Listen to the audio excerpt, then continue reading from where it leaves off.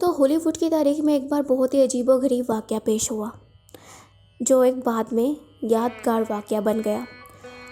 واقعہ کچھ اس طرح سے ہے کہ ہالی ووڈ کی بلیو وائٹ سڑک کے اطراف میں واقع فیم کے نام سے ایک تقریب منعقد کی جاتی ہے۔